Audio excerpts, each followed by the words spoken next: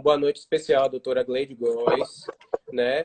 Bem assim aos magistrados presentes, aos auditores do trabalho, os advogados, membros do Ministério Público, servidores, professores, estudantes, ao público em geral, né?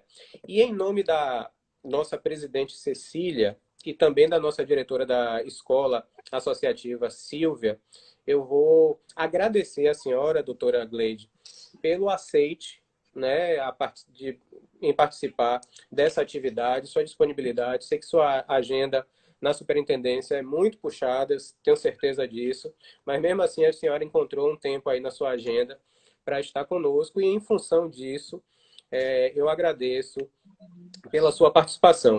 Como eu estava dizendo antes aqui, conversando ainda com o nosso auditório, nesta semana em que se comemora o Dia do Magistrado e também o Dia do Advogado, a Matra 5 está promovendo uma série de lives, conversando, dialogando com os principais atores que atuam na seara do direito do trabalho aqui na Bahia, né? Então, nós temos hoje a live com a senhora, Superintendente Regional do Trabalho, aqui na Bahia. Teremos amanhã com o doutor Ivan Isaac, que é o presidente da ABAT, a Associação Baiana dos Advogados Trabalhistas. Teremos adiante com o doutor Luiz Carneiro, que é o procurador-chefe do Ministério Público do Trabalho da Bahia. E ainda teremos duas lives temáticas muito interessantes. Uma que vai tratar sobre sexismo, né? E uma última, na sexta-feira, sobre aprendizagem, que também é um tema, né, relativamente afeto à pasta da senhora de uma forma indireta.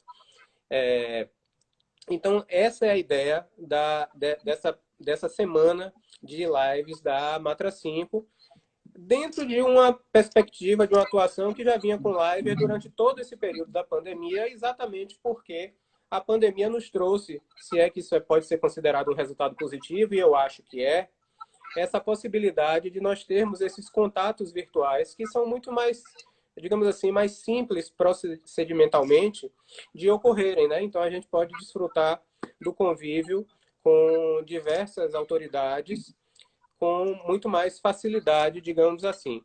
Então, dentro dessa perspectiva, eu vou agora apresentar a senhora, embora seja desnecessário, né? Porque a senhora é conhecida de todos já, mas, mesmo assim, vamos cumprir esta função protocolar. E eu vou dizer que a senhora é especialista em qualificação do atendimento humanizado e administração de recursos humanos, com MBA em administração, né? Então, tem diversas especializações. Tem experiência na área de gestão financeira e de saúde, tendo atuado em diferentes gestões da administração pública ao longo da sua carreira profissional, inclusive, né, na diretoria financeira, tanto da SEDUR, que é a Secretaria de Desenvolvimento Urbano do Governo do Estado, quanto na CESAB, né? E possui a graduação em serviço social e está hoje no exercício, né, da Superintendência Regional do Trabalho. E vai falar com a gente sobre a atuação da superintendência exatamente nesse momento crítico que é a pandemia, né? Esse momento de muitos entraves que a pandemia trouxe para a relação de trabalho, exatamente em função da necessidade de isolamento social como política pública principal para deter o avanço da doença. Mas, dito tudo isso, eu passo agora a palavra à senhora para a sua saudação e, em seguida, eu retorno a palavra para darmos continuidade ao evento. Boa noite, boa noite. Eu gostaria de agradecer, doutor Guilherme, pelo convite. É uma oportunidade para a Superintendência Regional do Trabalho falar um pouco do seu trabalho nessa pandemia, de fato, né? É importante que a Superintendência Regional do Trabalho socialize e participe com vocês, né, desse processo. Então, eu espero que possamos aproveitar esse momento, que seja um momento bem produtivo. Quero agradecer também os magistrados que estão presentes, os ouvintes, os alunos que estão presentes nesse momento aqui dessa reunião conosco. E como o senhor mesmo disse, o momento da pandemia, ele também facilitou, né? Talvez ele tenha favorecido alguns encontros, né? E esse encontro virtual, de fato, ele nos possibilita agregar conhecimentos, né? A fazer uma integração maior com os diversos órgãos. E é o que aconteceu com a Superintendência Regional do Trabalho. Eu estou no 5º mês de gestão da Superintendência. Eu cheguei exatamente no momento da pandemia. Eu passei apenas uma semana presencial e um dos meus primeiros atos foi decretar, na verdade, o trabalho remoto, né? E nesse momento do trabalho remoto, nós temos 7 gerências no interior do estado, 17 agências que trabalhamos todos em parceria, e foi um momento onde tivemos que aprender a novidade que era fazer o trabalho remoto, aprender a exercer essa tarefa, que para a Superintendência Regional do Trabalho é de extrema importância, o trabalhador, e é para ele, na verdade, que nós estamos trabalhando, para o empresário, para o trabalhador. Então, nós tínhamos que nos reinventar. E ainda nessa reinvenção do trabalho remoto, tive também que executar uma mudança. Nós mudamos de sede, nós saímos do Caminho das Árvores, estamos agora no Ministério da Economia, no Comércio, para que possamos otimizar os nossos serviços, porque existem outros órgãos federais que trabalham também em parceria conosco, e isso facilitará bastante a agilidade, a eficiência, a eficácia dos nossos serviços. Então, nesse momento da pandemia, tivemos isso tudo aí, a minha chegada e ainda uma mudança e reinventar o nosso trabalho. Que maravilha. Grandes desafios, né? Para nós todos, para a superintendência, com certeza. E é bom que agora no comércio nós estamos próximos, né? Porque o prédio das varas de Salvador fica exatamente no comércio. Eu quero registrar aqui especialmente, doutora Gleides, a presença de vários colegas que entraram nesse meio tempo, inclusive a nossa presidente da Matra 5, doutora Cecília Pontes, está presente aqui conosco. Doutor Ronaldo Solano, presidente da Matra 7, lá do Ceará, também está presente aqui. E vários colegas, doutora Eliana, doutora Nívia, doutora Kátia Bittencourt, que é sua amiga, doutora Sandra Dourado, que é a presidente da subseção lá de Bom Jesus da Lapa. Enfim, a live está bastante prestigiada. Mas, doutora... Que bom! Doutora Gleides, para iniciar a nossa conversa, eu queria traçar aqui brevemente, rapidamente, um cenário aqui para fazer uma primeira indagação para a senhora. Hoje, 11 de março, a Organização Mundial de Saúde, né, 11 de março, ela caracterizou a Covid-19 como uma pandemia, e hoje estamos no dia 10 de agosto hoje. No mundo, panorama mundo, nós temos 19 milhões mais ou menos de casos confirmados, 700 mil mortes mais ou menos, né? No Brasil, 3 milhões de casos, 101 mil mortes. Na Bahia, 3,9 mil mortes para 193 mil casos confirmados. 413 municípios baianos com casos confirmados. E aqui em Salvador, 55% de ocupação dos leitos da UTI adulto, né, que é a que conta efetivamente para a flexibilização do comércio. Então, é uma situação que demanda muito cuidado, né, de todos nós que atuamos na área do direito do trabalho. Mas, exatamente em função dessa maior folga na ocupação dos leitos, a Prefeitura de Salvador, e aqui eu vou me referir um pouco à situação de Salvador, iniciou no dia 24/7 a primeira fase de reabertura do comércio, né, com shopping centers, com alguns segmentos associados. E agora, hoje, especialmente, nós entramos na segunda fase de reabertura, né? Então, nós temos os salões de beleza, as academias, as barbearias, lanchonetes, bares, restaurantes, centros culturais. Então, se tudo der certo, estamos nos encaminhando para um processo de transpasse da fase mais crítica da pandemia. Mas a primeira pergunta que eu faço para a senhora é o seguinte: com a pandemia, segundo os dados do CAGED, nós tivemos uma perda de mais ou menos 1,2 milhões de empregos formais. E eu não vou falar nem dos postos de informalidade, mas apenas na formalidade, 1,2 milhões de empregos formais. Como é que a superintendência está atuando junto à questão do seguro-desemprego? Como é que isso está impactando o trabalho da superintendência, doutora Gleide? Me diga aí, por favor. Veja só, quando eu concluí a minha fala, né, eu disse que eu cheguei no momento, né, da pandemia e, de fato, se eu não tivesse uma equipe qualificada, nós não conseguiríamos dar conta. Então, diante da equipe que eu encontrei na Superintendência Regional, o que aconteceu com isso, né? Quando o senhor coloca que, na verdade, a pandemia trouxe alguns benefícios para o seguro-desemprego, nessa fase aí do requerimento, da solicitação do requerimento, o que houve? Quando o atendimento era presencial, nós tínhamos na agência Carlos Gomes 600 pessoas que frequentavam, né, diariamente essa agência para solicitar o requerimento do seguro-desemprego. Com a pandemia, nós ampliamos essa solicitação para 1.200 solicitações por dia. Houve o crescimento do desemprego, claro, em março houve um crescimento, né, da questão da entrada do seguro-desemprego, e a partir de abril, quando houve a medida provisória 926, né, mesmo assim, nós ainda pegamos um resíduo, né, de pessoas que estavam solicitando o seguro-desemprego, e através de uma alternativa que nós buscamos, que foi o seguinte: nós começamos o trabalho remoto, e a partir daí, desse trabalho remoto, o agente administrativo que trabalha em Vitória da Conquista, ele atendia uma média de 50 solicitações dia. Então, o que nós fizemos? Nós pegamos todas as 17 agências e colocamos numa fila única da Bahia.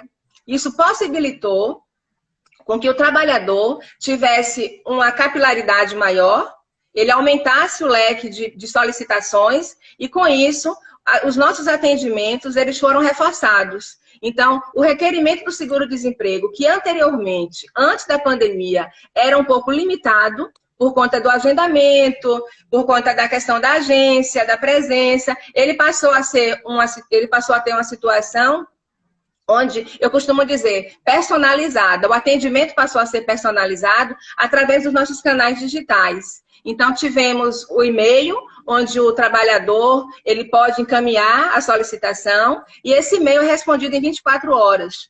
O trabalho.ba@mte.gov.br. Então, com esse e-mail, esse trabalhador, ele requer o seguro-desemprego no mesmo dia, 24 horas depois ele tem uma resposta. A outra alternativa que tivemos para facilitar a questão do seguro-desemprego foi a questão do telefone, da orientação por telefone e o atendimento também por telefone, que fica muito mais personalizado também. Então, esse trabalhador, quando ele ligava, ele era atendido de imediato. E um dos grandes também benefícios que isso trouxe, na verdade, foi a questão do auditor fiscal estar respondendo também às dúvidas que tanto os empresários, os empregadores tinham, quanto os trabalhadores também tinham. Então, nessa situação, o que é que nós consideramos? Nós tivemos um aumento de 100% da demanda do requerimento de seguro-desemprego de solicitações na Bahia. Então, o seguro-desemprego para a gente hoje, nós temos uma fila zero, e ainda atendemos a fila de São Paulo, que é muito grande. Ainda damos suporte, às vezes, a Minas Gerais, porque também é muito grande. Então, assim, a gente ainda consegue dar suporte, principalmente a São Paulo, com relação ao seguro-desemprego. Então, a situação do seguro-desemprego aqui na Bahia, como você falou, na verdade, assim, no mês de junho, nós tivemos 33 mil requerimentos de seguro-desemprego. Houve um crescimento de 57% do ano de 2019 para o ano de 2020. Houve um decréscimo de maio para junho, um pequeno decréscimo. Em maio, nós tivemos 66% de solicitação de requerimento de seguro-desemprego. Em junho, tivemos 33 mil, né? 33 mil, em maio tivemos 48 mil. Diminuiu, em função do benefício emergencial, que nós acreditamos que foi um grande, vamos dizer assim, que foi um grande mantenedor do emprego, do benefício emergencial. O benefício emergencial para todo trabalhador e para o empregador também. Ele foi um facilitador. De fato, doutora Gleide, no ambiente virtual, essa noção das fronteiras geográficas, elas perdem um pouco o sentido, né? Então, me parece, vendo a explanação da senhora, que foi adotada aí uma medida de eficiência administrativa, né? Uma concentração dos recursos numa única fonte de entradas e saídas, né, para conseguir a liberação mais rápida do benefício, ao ponto de se chegar a essa, digamos, folga, né, para ainda dar Sim. apoio aos outros regionais. Realmente uma iniciativa digna de parabéns. E, com certeza, o benefício emergencial, ele acredita-se, né, pela lógica, que ele deve ter gerado realmente um impacto positivo em relação às solicitações de seguro-desemprego, na medida em que ele permite a manutenção do emprego, que na verdade é o ideal, não é, doutora Gleide? Na verdade, o ideal não é que o empregado tenha acesso ao seguro-desemprego, porque se ele tiver acesso ao seguro-desemprego é porque ele está desempregado, obviamente, né?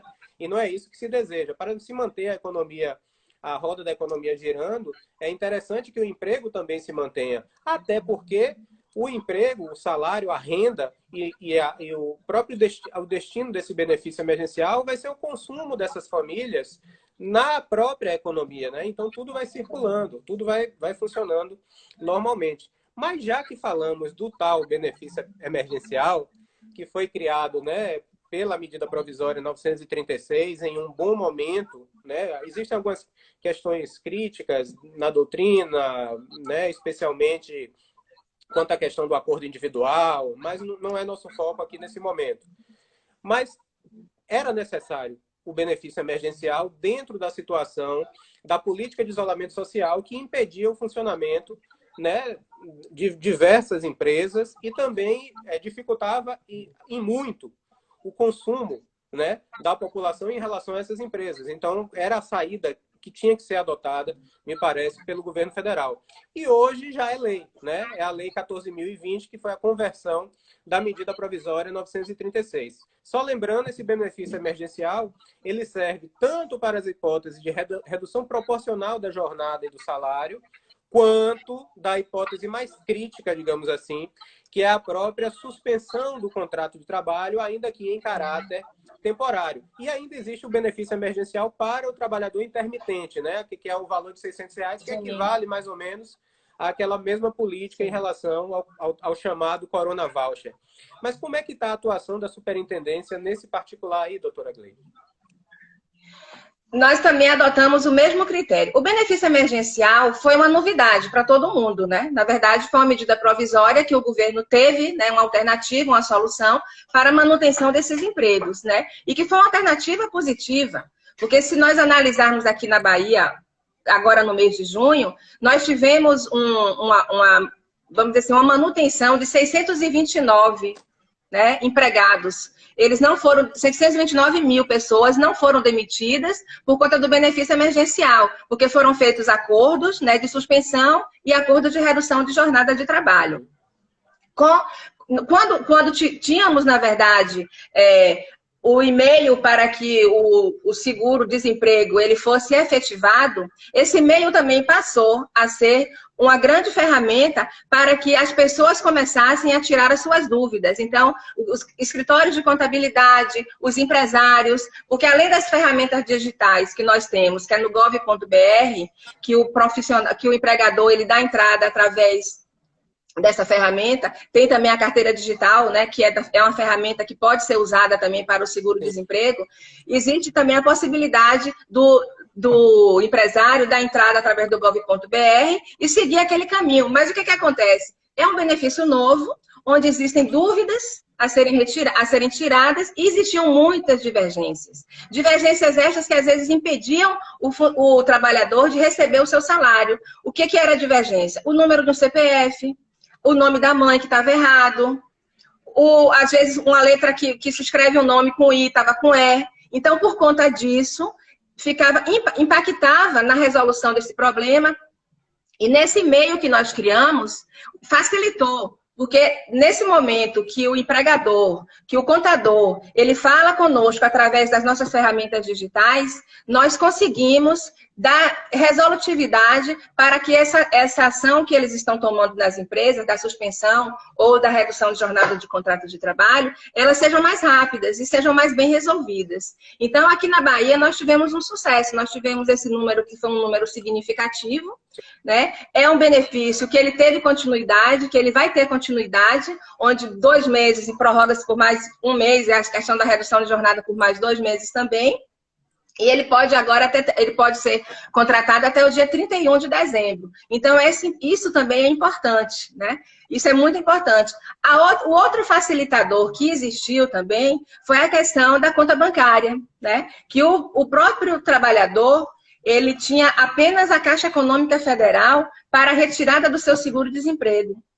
E nesse momento, ele pode ter o seu seguro-desemprego através da sua conta bancária, com o seu próprio número de conta. Tem que ser a própria pessoa, não pode ser outra pessoa. Então, essas facilidades também melhoram um pouco a vida do trabalhador nesse momento tão difícil que estamos vivendo. É um momento delicado, é um momento de necessidade. E o que é mais interessante, né, no grupo da superintendência, na equipe, é que nós nos colocamos no lugar do outro. E esse se colocar no lugar do outro é você saber que você está trabalhando em prol daquele trabalhador receber o seu salário, receber o seu seguro-desemprego, receber o seu benefício emergencial, que é uma medida que realmente manteve os empregos. Hoje no Brasil, na data de hoje, são mais de 15 milhões de empregos mantidos. Isso é importante para a economia, como o senhor mesmo colocou. Sem o dinheiro, sem o salário, a economia não roda. Ninguém vai à padaria, ninguém vai ao comércio, ninguém pode comprar absolutamente nada. Então, tem que existir políticas que permitam, né, essa inserção financeira no mercado para que as pessoas possam rodar a economia, para que o Brasil possa melhorar. Exatamente. E é interessante que a senhora falou dessa questão de como a superintendência se porta em relação aos trabalhadores, aos empregadores, que no fundo é uma noção de empatia, né? E é muito importante, sim, no serviço público, na administração pública, que nós tenhamos sempre empatia pelos nossos, aspas, consumidores, né? No nosso caso, da Justiça do Trabalho, os jurisdicionados, né? Os reclamantes, os reclamados. É muito importante que a gente perceba as dificuldades e tente, dentro da lei, evidentemente, dentro do procedimento legal, né, as melhores alternativas, quando possíveis, para favorecer, no nosso caso, o acesso à justiça, no caso né, da superintendência, o acesso a todas essas políticas e benefícios que são postos à disposição da sociedade e que são muito importantes, né, doutora Gleide? Afinal de contas, sem renda, nada funciona no país, né? Pelo menos dentro da nossa lógica, nada funciona, em princípio, né? Então é muito importante que eles tenham acesso. E é importante também a notícia que a senhora me traz também, que era até um segundo questionamento que eu iria fazer, como era que a superintendência estava já encarando essa perspectiva da prorrogação proporcionada pelo decreto 1422, né? Que estendeu mais um tempo. Então, por esse mesmo mecanismo, o acesso aos benefícios também se encontra igualmente facilitado, não é, doutora Gleide? Se encontra igualmente facilitado. Nós pensamos muito também na questão do empresário, do empregador. Nesse momento, demitir um funcionário tem custo. Demitir esse funcionário que trabalha com você, ou você não quer demitir, ou é uma pessoa que trabalha bem, ou é uma pessoa que já tem um vínculo empregatício com você há mais de 20 anos na sua empresa. Mas o momento que nós estamos passando no Brasil e no mundo, né, na verdade, com relação aos serviços fechados, né, que estão reabrindo agora, como o senhor falou, as empresas que também não conseguem, né, ter o mesmo movimento que tinham antes. Então, elas têm que ter alguma atitude. Ou demitiria esse funcionário se não tivesse o benefício emergencial, e com que dinheiro ele pagaria, né? Porque também tem um custo na demissão. Então, tudo isso veio também para minimizar, né, a questão do empresário, como também ajudar o trabalhador a manter o seu emprego. Então, de fato, foi um benefício que facilitou, que ajudou e que agrega, e que ainda bem que ele foi prorrogado, né? Ainda bem que ele foi prorrogado, para que nós possamos ter mais oportunidades, né, de dar a esse trabalhador e esse empresário mais folgas financeiras para que eles possam realmente se reerguer, porque a pandemia não foi fácil, não está sendo fácil sobreviver nesse mundo agora. Não tenha dúvida. E como eu sempre repito, digo e repito, eu sempre entendo o capital e o trabalho numa relação simbiótica, né? Um depende do outro. Não adianta se pensar um sem pensar no outro. Obviamente, o trabalhador é o hipossuficiente econômico, é o que deve ser tutelado pela nossa legislação, porque a relação é assimétrica. né? Mas isso não significa que não se perceba também a dificuldade que existe do outro lado, né? Existe sempre essa simbiose que faz com que a economia floresça, a economia caminhe. Mas, doutora Gleide, aproveitando essa deixa do benefício emergencial e voltando àquela polêmica que eu falei do Ampassan, a Lei 14.020, ela repete, evidentemente, a medida provisória 936 ao permitir a negociação por acordo individual, né? Ela cria algumas hipóteses em que não caberia o acordo individual, né? Então, nós estaríamos falando, por exemplo, de alguém que ganha um salário inferior ou melhor dizendo, superior a R$ 2.900 para as empresas que têm tiveram receita bruta superior a 4,8 milhões de reais, né? Ou alguém que tenha um salário superior a R$ 3.135 no mesmo caso das empresas, só que inferior à receita, né, de 4,8 milhões. Temos a questão do portador de diploma de nível superior, que é bastante questionável juridicamente. Mas, enfim. Mas, tirando essas hipóteses, a negociação coletiva é necessária, né? É necessária como única via. E como a Constituição determina, né? Apesar do entendimento do Supremo.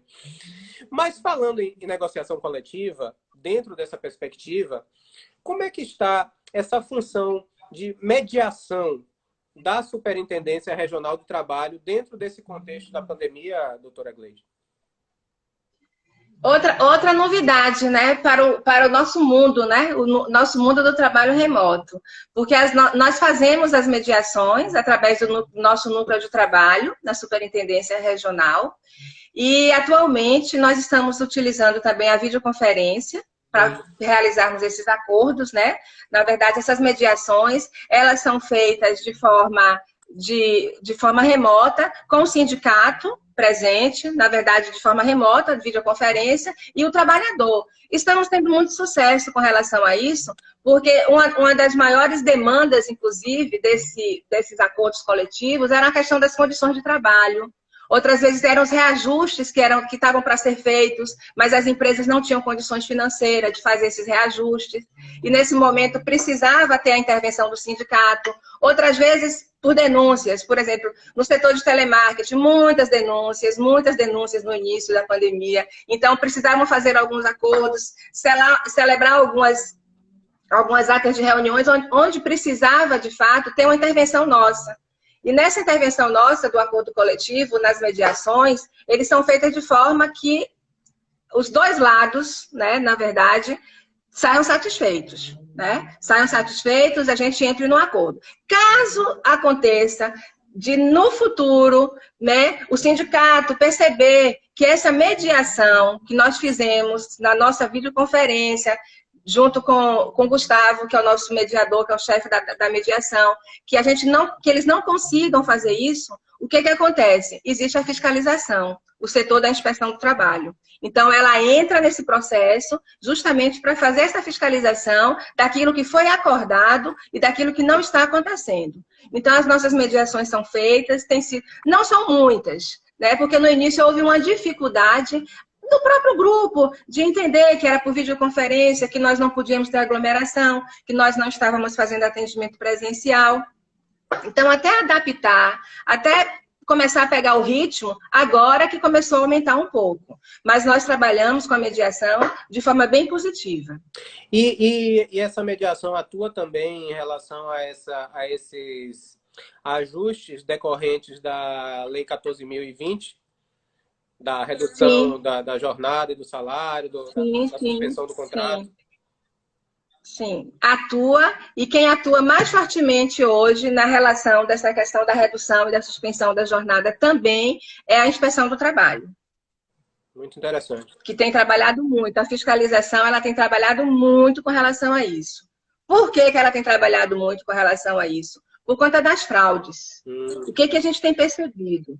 Né? Com o benefício emergencial, né, como nós falamos no início, né, é bom até deixar claro, o benefício emergencial, ele difere do auxílio emergencial, porque tem gente que tem muita dúvida. Né? O benefício emergencial é tratado para pessoas os trabalhadores formais. né? Exatamente. E o auxílio emergencial para os outros trabalhadores, os O informais. chamado Corona Então, Voucher, né? O que a imprensa apelidou de Corona Voucher. Carnaval. Então, assim, então o que que acontece com relação à inspeção, como eu estava falando? O que que aconteceu no benefício emergencial? No momento em que a empresa fazia a suspensão desse contrato, suspendia o contrato, o trabalhador não tem que trabalhar. Ele não precisa ir para o trabalho, porque o contrato está suspenso. Tem um acordo, inclusive, tudo assinado, tem que ser dos dois lados, combinado, ou reduziu a jornada de trabalho. De repente, nós recebíamos uma denúncia. Eu estou com suspensão de contrato, mas estou indo trabalhar. Eu sou obrigada a trabalhar. E aí, a fiscalização, de fato, ela tem que ir até a empresa e fazer a notificação. A outra fraude que acontece no benefício emergencial é referente ao o benefício emergencial também, além da manutenção do emprego, nesse período que eles fazem a redução ou suspensão do contrato, o mesmo tempo que faz a suspensão ou que faz a redução da carga horária, ele tem que manter esse empregado dentro da sua empresa pelo mesmo período. E o que acontecia? Venceu a suspensão do contrato, venceu a redução de jornada do trabalho, eu não quero mais renovar, o que acontece? Vamos lá, vou botar para trabalhar. Então, o pessoal botava para trabalhar, nós recebemos as denúncias. A nossa fiscalização, a inspeção do trabalho, ela tem um canal de e-mail, né, que a gente também recebe as denúncias através dos e-mails. Na verdade, elas não são denúncias que não podem ser denúncias que não tenham identificação. Tem que ter o nome da pessoa, porque a gente precisa fazer a investigação de fato. E nesse momento, quando a gente recebe essa denúncia, a fiscalização vai ao empregador, né? Notifica, na verdade, dialoga, porque uma das coisas que nós aprendemos, doutor Guilherme, nesse momento da pandemia, que não existe nada melhor do que o diálogo. O diálogo é fundamental, porque nós entendemos o lado do empresário, nós entendemos o lado do trabalhador. Então, nós sabemos que o momento é difícil para todos os dois. Então, a gente notifica, nós conversamos, nós falamos que isso não pode acontecer, mas existe uma penalidade, infelizmente, quando acontece isso. Né? Quando acontece a questão da relação do bem, existe uma penalidade. Não pode ocorrer. É lei, é como o senhor falou. Temos que trabalhar dentro da lei. Né? Mas na questão da fiscalização do trabalho, existe muita questão do bom senso e do diálogo. Para que a gente não precise fazer a notificação na empresa, para que a gente não precise chegar ao ponto de fechar uma empresa, porque a gente sabe do momento que é delicado. Entendi. A nossa colega Rívia Caroli, que está também nos prestigiando, assistindo a live, colega juíza daqui da Bahia, ela indaga a senhora se foram constatadas muitas fraudes nesse período em relação aos benefícios. Muitas. Né? Muitas fraudes na relação aos benefícios. Nós fizemos fiscalizações em 1.500 empresas. Poxa. Né? Então, foram muitas fraudes que aconteceram e praticamente a fiscalização nós estamos trabalhando da forma indireta. A fiscalização indireta são as notificações que os auditores fazem para as empresas.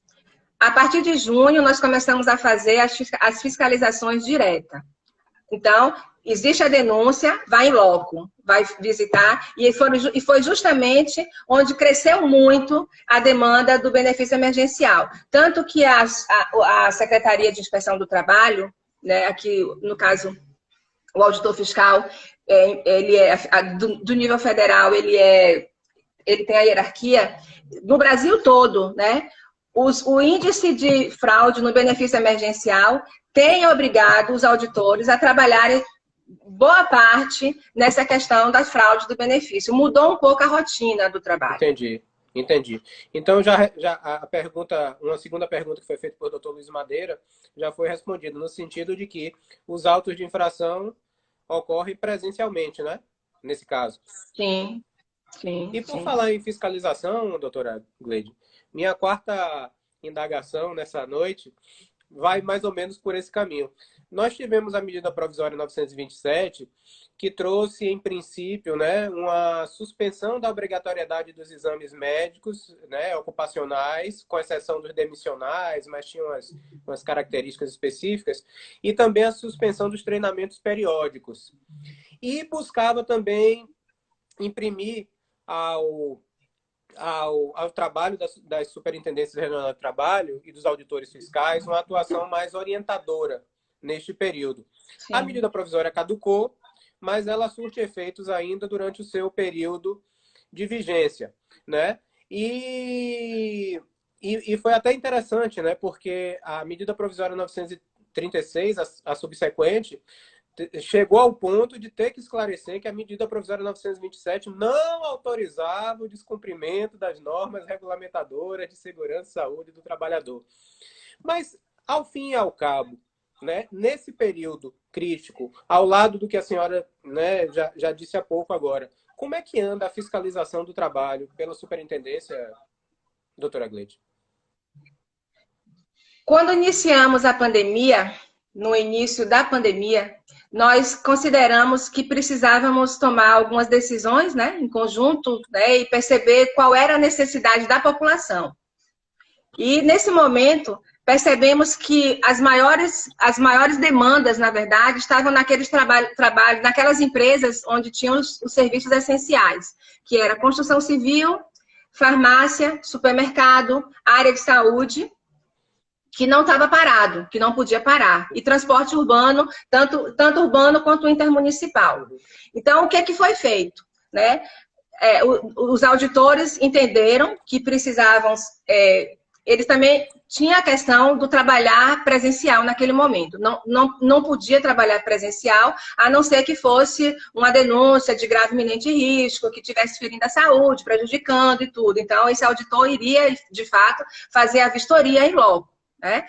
Nesse momento, a atitude adotada pela Inspeção do Trabalho foi realizar notificações nas empresas onde tivesse o maior número de entrada de pessoas, para prevenir tanto o trabalhador quanto o cliente. Então, começamos a fazer as inspeções nas farmácias, começamos a fazer as inspeções nos supermercados. Como o senhor colocou, era uma notificação de orientação que deveria seguir, inclusive, as normas estabelecidas pela Organização Mundial de Saúde, as normas estabelecidas pelo governo do estado e pela Secretaria de Saúde do município, que são órgãos que trabalhamos em parceria. A gente não desvincula, então a gente tem a parceria de fazer um trabalho da mesma forma que como eles conduzem. A gente segue o regramento que é estipulado pelos governos. Então, a gente estabelece e vai lá e faz a notificação. No momento em que a empresa não cumpre, a farmácia, considerando que nós entendemos que as grandes redes de farmácias eram aquelas que tinham a maior procura, né, do cliente. O supermercado, abastecimento, tinha maior procura também. Também a melhor logística, também a melhor logística até para evitar esse tipo de descumprimento. Sim, exatamente. Para evitar também a questão da contaminação. Nós estamos também no trabalho de saúde e segurança do trabalhador. A fiscalização tem que atuar para isso. Então, nesse momento, foram feitas as notificações, né? Foram mais de 2.000 notificações feitas, né? E nessa área aí, o que acontecia?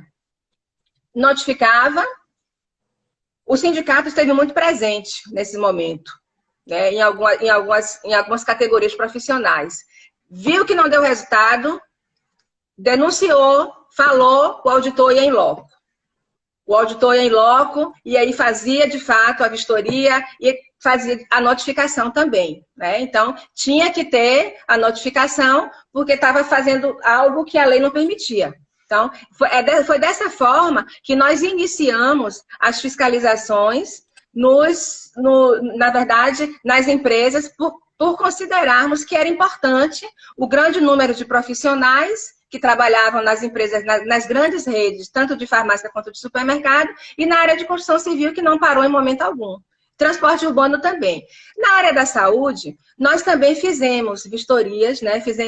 Fomos fazer algumas visitas, principalmente por denúncias dos próprios trabalhadores. né? Onde eles colocavam a questão do EPI, a questão da utilização, mas aquilo que eu coloquei também há pouco instante. Nós temos uma parceria, porque a Vigilância Sanitária tem o Governo do Estado, tem o SERET, tem o Ministério Público do Trabalho, tem a CETRE, que nós trabalhamos o tempo todo, né, linkados, porque o nosso mundo, de fato, é um mundo que a gente precisa cuidar do trabalhador, é o nosso mundo, é o mundo do trabalho e das pessoas, do empresário, do empregador, do trabalhador. Então, a gente tem que estar fazendo um trabalho muito unido. E é nesse momento que a gente se unia para saber e para tomar as decisões que deveríamos tomar com relação à questão dessas empresas, né? Eu acho que esse planejamento articulado é fundamental para o êxito, né, das ações do poder público.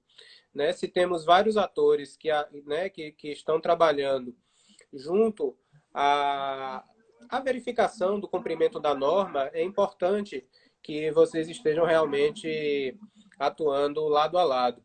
Agora, doutora Gleide, uma dúvida que eu fiquei aqui. Afinal, comparando essa atuação orientadora, digamos assim, né? Essa política orientadora, houve mais descumprimento da orientação ou cumprimento da orientação? Cumprimento. Né? Cumprimento. Cumprimento. Cumprimento porque existe a responsabilidade social também, né? Eu acredito que a pandemia, ela trouxe para o mundo, né, tanto do empresário quanto do trabalhador, um novo olhar. Então, ou eu sigo as regras, ou eu me contamino. Ou eu sigo as regras, ou eu contamino a família toda. Então, esse cuidado com a saúde do outro, né? Esse cuidado com o outro também, favorece muito ao cumprimento daquilo que era solicitado. Claro que eu vou dizer para o senhor assim, 100% cumpriu? Não. Tivemos empresas no interior do estado, principalmente, né? Onde tivemos que pegar o carro e viajar, né, vários quilômetros para poder fazer a inspeção junto com a auditoria, né? Tivemos cidades próximas aqui também que estavam descumprindo regras e tudo e precisávamos atuar. Então, os auditores prontamente iam nessas instituições, algumas vezes muito ao lado do Ministério Público, que existe também a parceria do Ministério Público do Trabalho, e fazia toda a inspeção e também a notificação necessária para ser feita. E até às vezes, por conta do Ministério Público estar ao lado, precisava até fechar a instituição. Verdade. Eu lembrei agora de uma outra faceta dessa discussão, só como um exemplo. Eu fiquei me lembrando da lógica da utilização da máscara, né? Na verdade, a máscara você utiliza muito mais para proteger o outro do que a si mesmo, né? Sim. E aí, o raciocínio de proteção geral só funciona se todos forem solidários e utilizarem para proteger o outro, né? Aí é que a coisa funciona.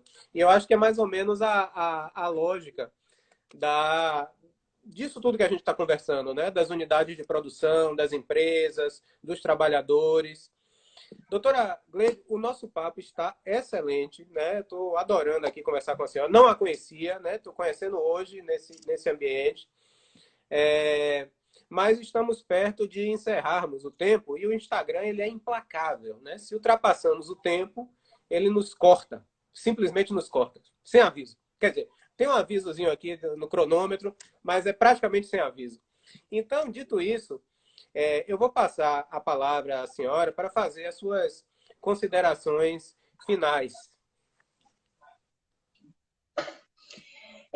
Eu também considero, né, como o senhor considerou, né, uma reunião bem produtiva, muito interessante, muito bom, né, participar desse encontro com vocês, poder passar, né, para vocês o que a Superintendência Regional do Trabalho aqui na Bahia tem realizado nessa pandemia.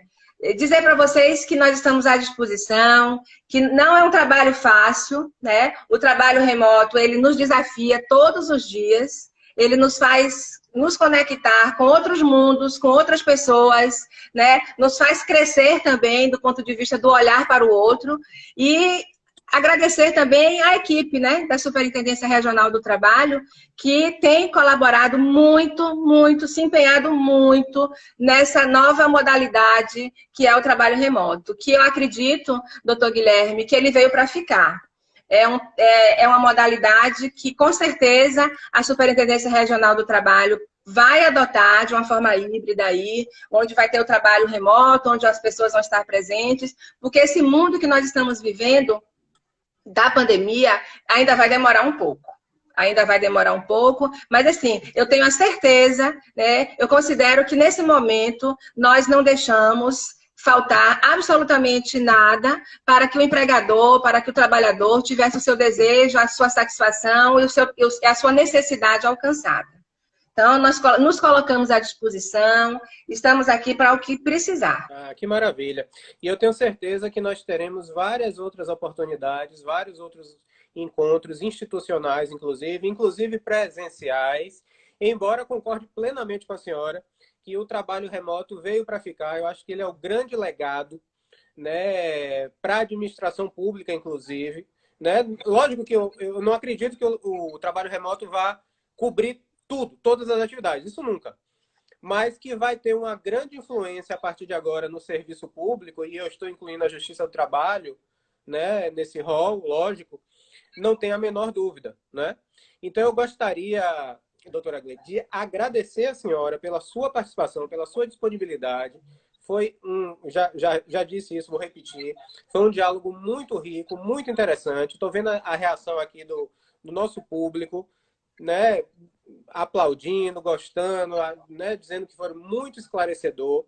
E aproveito esses últimos momentos também para avisar todos que nos assistem que durante toda essa semana a Matra 5, vou repetir, vai estar realizando lives com os atores institucionais, com uma advocacia trabalhista amanhã, com o presidente Ivan Isaac. Depois de amanhã, na quinta-feira, com o doutor Luiz Carneiro, procurador-chefe do Ministério Público do Trabalho aqui na Bahia. Teremos também uma live sobre misoginia com a Malu Fontes, na quarta-feira. E também sobre o aprendizado, na sexta-feira, para finalizar a nossa semana de lives pela Matra 5. Um grande prazer, né? Agradeço também a todo o nosso auditório. Diversos colegas chegaram depois aí ao longo da nossa transmissão. Fica, né, nosso agradecimento em nome da Matra. Agradeço a senhora e, com isso, dou por encerrado o nosso evento, desejando uma boa noite a todos. Obrigada, boa noite. Uma boa noite, doutora. Tchau, tchau. Um abraço. Boa noite. Um abraço a todos. Um abraço, obrigada, doutora